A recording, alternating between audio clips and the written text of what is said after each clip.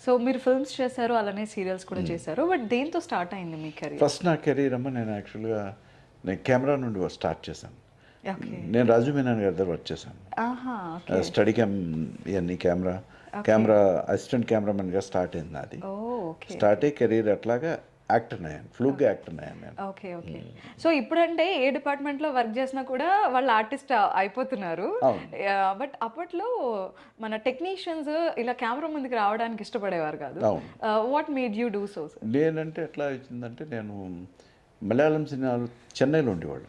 Right. Telugu, Kannada, Malayalam అన్ని language చేసేవాళ్ళు. ఒక అవుట్డోర్ యూనిట్లో వర్క్ చేస్తున్నప్పుడు ఏంటంటే అన్ని లాంగ్వేజ్ పంపిస్తారు మన కెమెరా. విపిన్ దాస్ గారిని పెద్ద కెమెరామెన్ ఆయన మలయాళం. ఓకే. మోహన్ లాల్ గారు అండ్ ఈయన సాజన్ ప్రొడక్షన్తో సినిమా అలెప్పిలో షూటింగ్ జరుగుతుంది. అలెప్పి. రైట్. రైట్. ఆహాహా. నేను ఆ మీటర్ పట్టుకుని అదైతే కెమెరా రైట్. అసిస్టెంట్గా పనిచేస్తున్న మీటర్లో టేప్ ఒకటి ఉండేది అప్పుడు. అవునవును. ఇప్పుడంతా లేదు. ఆ టేప్ పెట్టుకుని చూసినప్పుడు ఆయన కెమెరా చూసి ఎన్నప్ప నేను నడికలామే అంటే యాక్ట్ చేయొచ్చు కదా. ఓకే. ఓకే. అంత నాకు ఐడియా లేదని అంటే లేదు మంచి ఫోటోజెనిక్ ఫేస్ నువ్వు యాక్ట్ చేయొచ్చు అంటే నేను కొంచెం సిగ్గుగా ఉండేవాడిని. ఓకే.